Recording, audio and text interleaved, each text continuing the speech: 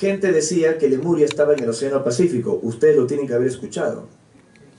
Hay comunicaciones, canalizaciones que hablan de Lemuria en el Océano Pacífico. Y es un completo disparate. No se trata de un asunto de percepción, es un hecho. Lemuria, como lo dije y creo que alguna vez presentando mi libro Cayona en el Centro de Eventos Bulnes en Santiago, lo expliqué con más detalle, se encontraba en África. Era un sector que unía África con Madagascar. Como también lo adelanté, unos zoólogos de origen inglés, Slater y Haeckel, decían: ¿cómo es posible que unos primates, los famosos lemures, vivan tanto en la parte suroriental de África como en Madagascar? Y están las aguas del Índico. O sea, no es que los primates iban nadando de un lugar a otro. Es que en una época remota perdida había un puente de terrestre, una franja de tierra que desapareció. Y de hecho hay índices o evidencias geológicas de que existió esta franja de tierra. Así que estos zoólogos le llamaron Lemuria, en honor a los primates, a ese mundo perdido que unía, como ya dije, África con Madagascar. Así que Lemuria ni estaba en el Océano Pacífico y tampoco se trataba de un nombre esotérico, Lemuria. No, Lemuria viene del nombre de los primates. Y allí apareció el ser humano por primera vez. Creo que lo mencioné también en la charla de ayer. La confusión viene de que se supone que esta Lemuria era mucho más amplia, llegaba hasta Australia y se extendía hasta el Pacífico, generando un megacontinente que es imposible de calzar en un mapa. Era una idea vieja en el esoterismo del siglo XVII, del siglo XVIII, que generó confusión. Lo que sí había en el Océano Pacífico, y ustedes como chilenos especialmente, la mayoría del público aquí chileno lo saben mejor que yo, es Jiva. Los pascuenses hablan de Jiva, los Rapanui hablan de Jiva, que era el mundo de origen, que estaba en el Pacífico. El mismo mundo de origen que otros descendientes de esta historia, los nativos Hopi, que están hoy por hoy afincados en una reserva indígena de Arizona, llaman Kashkara. Algunos le llamamos Mu a este mundo perdido en el Océano Pacífico. Así que Mu, Océano Pacífico, raza roja, Lemuria, raza negra, en lo que es África.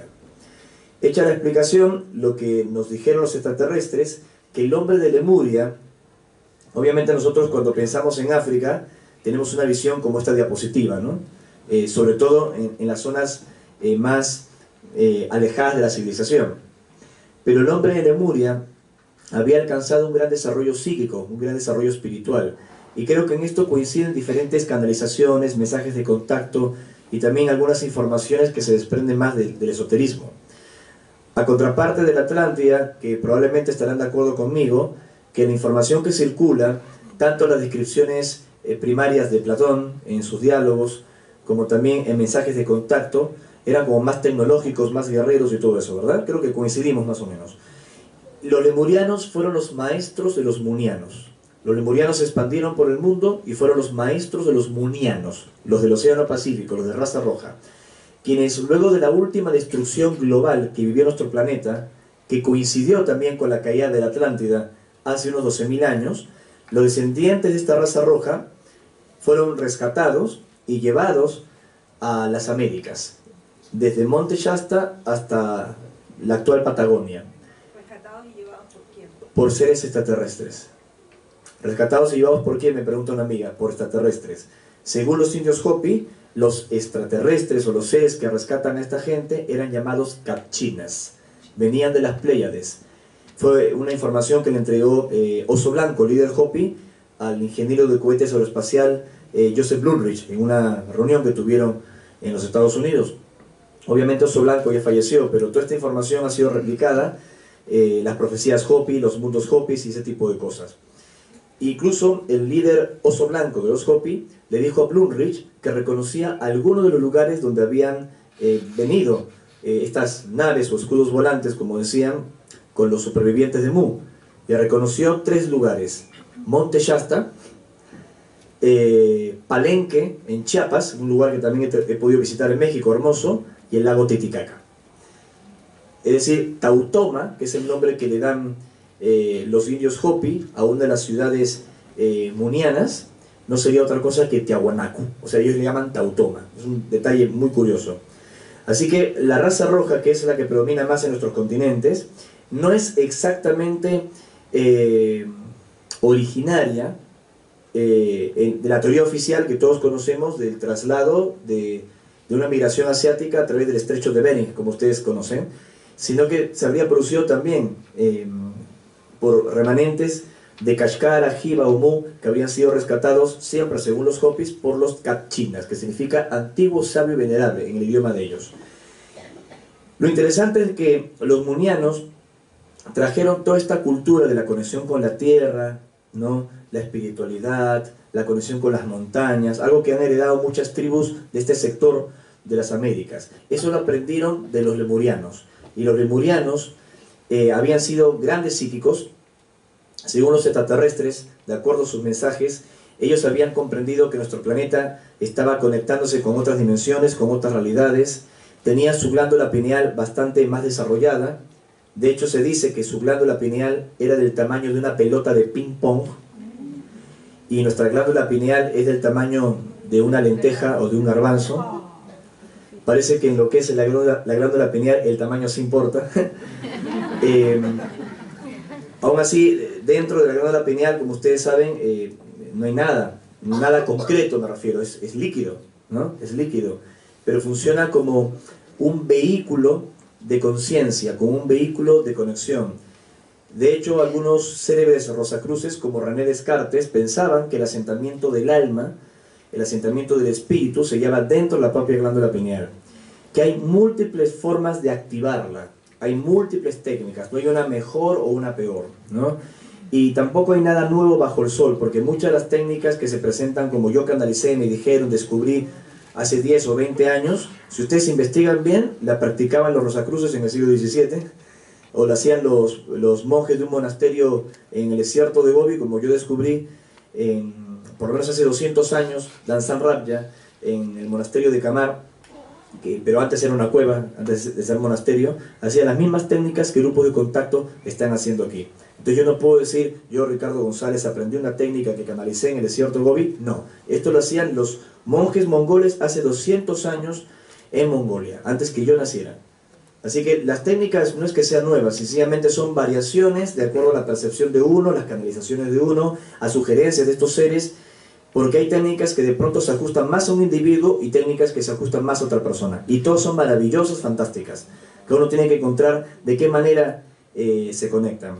Ustedes en Chile tienen enormes y grandes difusores de la activación de la glándula pineal, damas ellas que me parecen fantásticas y maravillosas personas, por cierto, entre ellas Fresia Castro, ¿no? Es una persona increíble. Pero obviamente todas estas informaciones y todos estos conocimientos son más antiguos que nosotros. Eso es lo que estoy tratando de decir. Ser humildes y reconocer que esta información es más vieja que nosotros. Nosotros no inventamos nada, esa es la realidad. Y lo que es curioso que estos maestros lemurianos, de acuerdo en la línea de comunicación de estos extraterrestres que nos contactan, habrían utilizado sus facultades psíquicas para crear cosas. Su gran capacidad del tercer ojo les permitió crear el primer gran disco solar, como lo he explicado en otras conferencias, del cual se desprendieron los 13 actuales que todos conocemos y que están emplazados en la zona de mayor actividad energética de nuestro mundo, que son las Américas, justamente desde Mount Shasta, norte de California, hasta la península antártica. Obviamente esta parte de la información no lo voy a profundizar, no es el objetivo de este encuentro taller aquí en el Maipo, pero sí decirles que los lemurianos fueron los padres de los mantras. Trabajaban mucho con el sonido. Y investigando la India y toda la tradición de los Vedas, se dice de que los mantras inicialmente llegaron del cielo, que eran sonidos del cosmos. Era como una vibración del cosmos que se canalizó. Y de allí proceden los mantras más famosos, entre ellos el Om. Se cree que el Om proviene del Aum, que es el sonido primordial de la creación, como la respiración de Brahma, ¿no?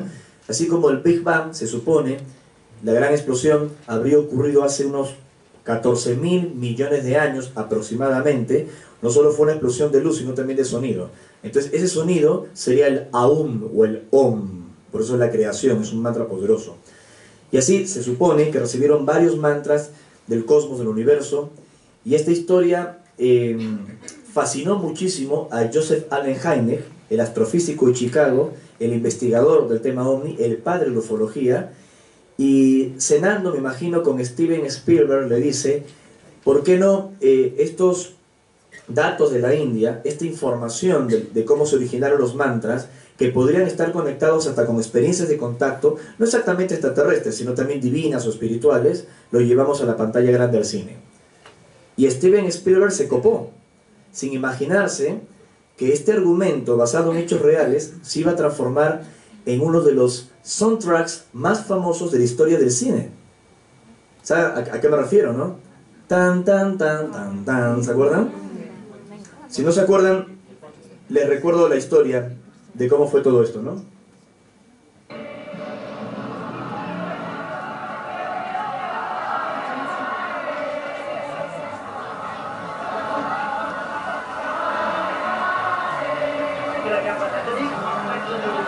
Ahí personificando a Jacques Vallée, un investigador auténtico del fenómeno ovni de origen francés. Están en Dharamsala, o sea, en la parte norte de la India, o Dharamsala, como también dicen algunos, donde tiene su residencia actualmente el Dalai Lama. Y en la película, los hindúes estaban cantando algo. Y viene el investigador a ver qué había pasado.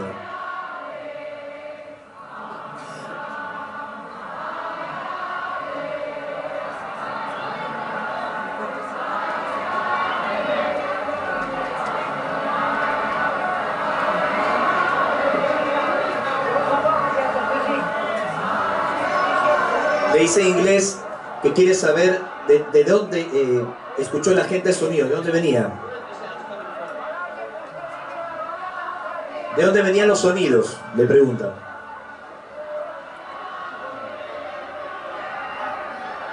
Del suelo alto, del monte, y le pregunta a toda la gente, ¿no?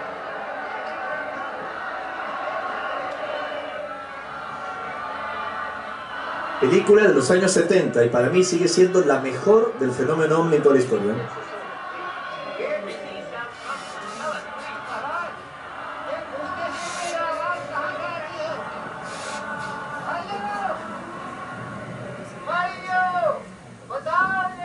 ¿De dónde dicen ustedes que escucharon que venían los sonidos?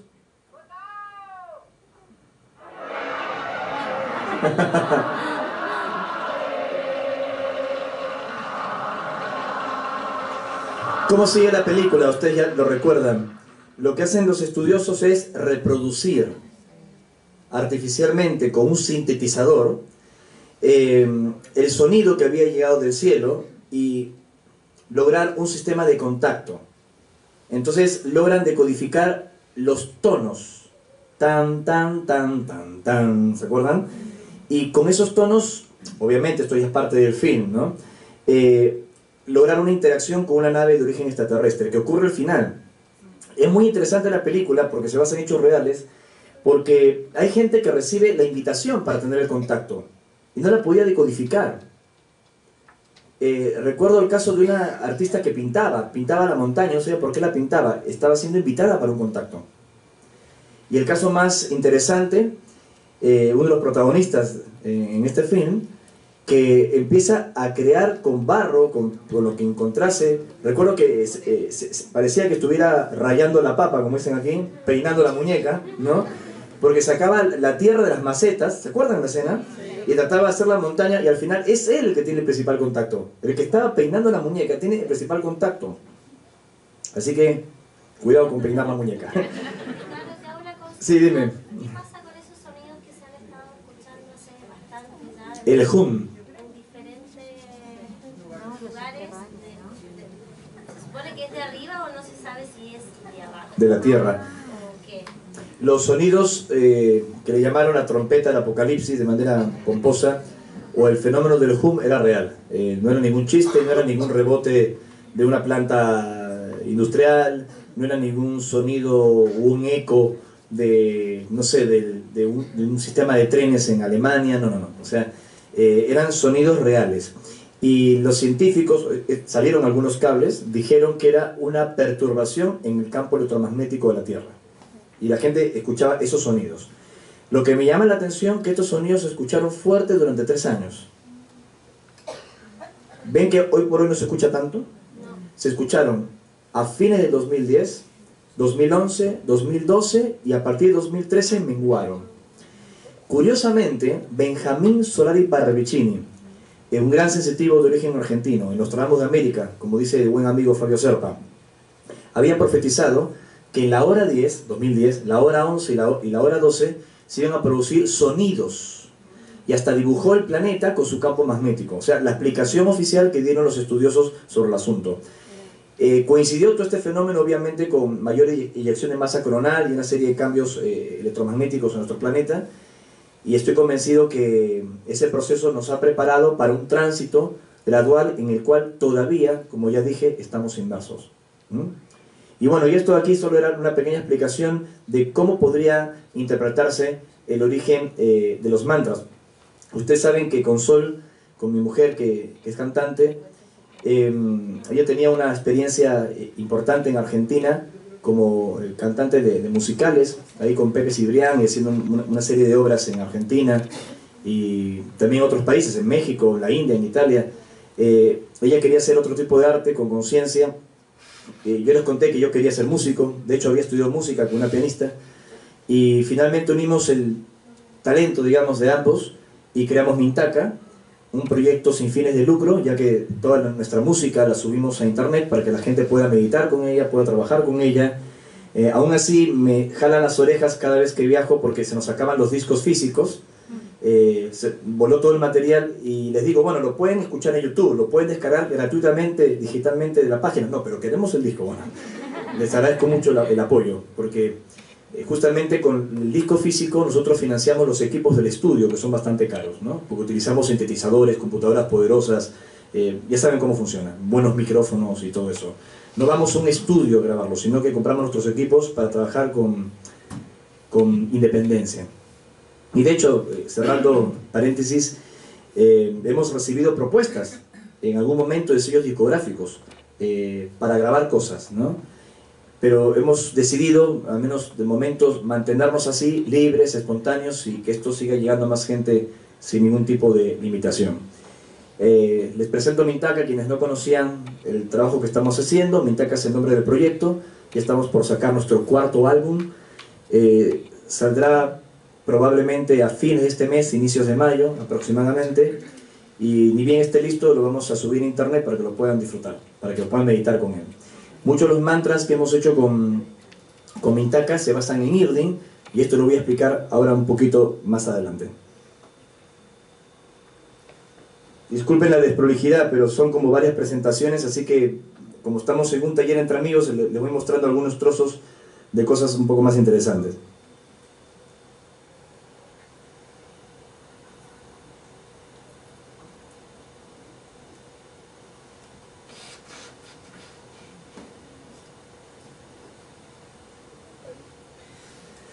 Muy bien, voy a ahora utilizar el trozo de otra exposición para explicar lo que estos seres nos han transmitido sobre la glándula pineal, la activación de la glándula pineal, la partícula divina, y volveré nuevamente al Irdin en la parte final. Voy a tratar de ir bastante al grano, pero si alguna persona no me ha escuchado antes y estoy avanzando muy rápido, me interrumpen, ¿no? Me levantan la mano y me avisan. Este es un esquema que circula mucho para recrear los nodos planetarios. Aunque debo decir que no todos los difusores de estos temas están de acuerdo en dónde se hallan estos nodos, por lo menos hay una coincidencia en algunos de ellos, es decir, donde se encuentran importantes yacimientos arqueológicos. Por ejemplo, se supone que el lugar donde está emplazada Machu Picchu es un nodo, el lugar donde está emplazada Tiahuanacu es un nodo, en los Andes de Bolivia, el lugar donde está emplazada la Gran Pirámide de Egipto sería otro nodo, y así. Pero también hay nodos donde no hay ningún yacimiento arqueológico construido, que pueden ser volcanes, o pueden ser algunos enclaves mágicos en un desierto, como Atacama, por ejemplo, que es una zona de una gran cantidad de energía, Bueno, Atacama es un sector muy amplio, ¿no? Yo les podría precisar algunos enclaves en particular. El Valle de la Luna es muy especial, los pictogramas de Rioloa son fascinantes, Olicancabur, que está en la frontera entre Chile y Bolivia, es un lugar de contacto increíble. De hecho, allí tuvimos una experiencia el año 2003, a fines del año 2003, donde físicamente apareció Antarel. También pudo ser visto por otro miembro de nuestra expedición, y Antarel nos dijo que nos teníamos que marchar del lugar, que nos teníamos que ir ya del Cancabur, que habíamos cumplido con nuestro trabajo, lo que teníamos que investigar allí, porque la NASA estaba en camino. No le hicimos caso a Antarel.